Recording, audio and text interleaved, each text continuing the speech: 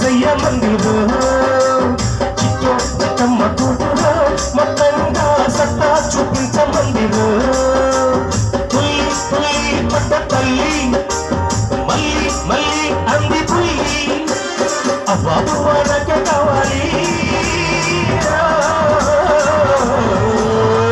అప్పో అత్తమ్మ కూతురో మొత్తంగా ఎత్తు మెసయ్య మందిరో చిట్టో చిట్టమ్మ